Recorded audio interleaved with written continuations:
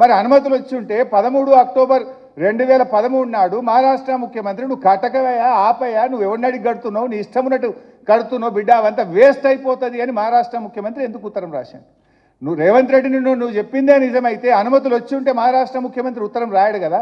అంటే నువ్వు ఫాల్స్ మాట్లాడినావు, ఫాల్తు మాట్లాడినావు, అనుమతులు రాలేదు కనుకనే ఈ ఉత్తరం వచ్చింది. రేవంత్ రెడ్డి ఇప్పటికైనా ఫాల్తు మాటలు ఫాల్స్ మాటలు మాట్లాడు బంద్ చేయి.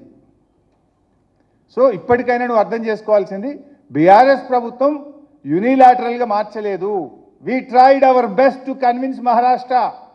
కాంగ్రెస్ ప్రభుత్వం ముషరఫ్ మంత్రిని కలిసినాం, గిరీష్ మహాజన్ కలిసినాం, కేసీఆర్ స్వయంగా వచ్చి ఆనాటి ముఖ్యమంత్రి ఫడ్నవీస్ను కలిసినరు. అన్ని రకాలుగా ప్రయత్నం చేసినాం. నెంబర్ 1. మీన్ వైల్ కేంద్ర ప్రభుత్వం నీళ్ళే లేవురా నాయన ప్రత్యామ్నాయం చూసుకోవాలి 1 కాదు 3 ఉత్తరాలు రాసింది. అంటే మీరు నీళ్లు లేని చోట ప్రాజెక్టు నిరికిచ్చి అక్కడ చాప్రాల్ వైల్డ్ లైఫ్ ప్రాజెక్ట్ ఉంది. ఒకవేళ అనుమతి ఇచ్చినాల్లో చాప్రాల్ వైల్డ్ లైఫ్ ఉంది.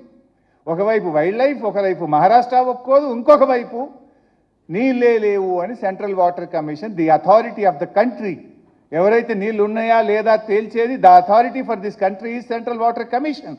The union minister Uma Bharati wrote a letter saying that there is no water, please look at alternate చూసుకోండి అని చెప్పిండ్రు. అయినా మేము మీలాగా కమిషన్ల కోసం, మొబిలైజేషన్ అడ్వాన్స్ల కోసం నీళ్లు లేని చోట ప్రాజెక్టులు కట్టాలన్నా?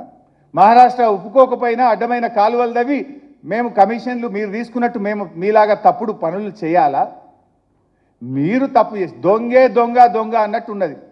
ఏదో సిగ్గుందా జీడిగింజ అంటే నేను మొత్తం నల్లగానే ఉన్నా నాకేమవుతుంది అన్నదట. అట్లున్నది మీ ముచ్చట.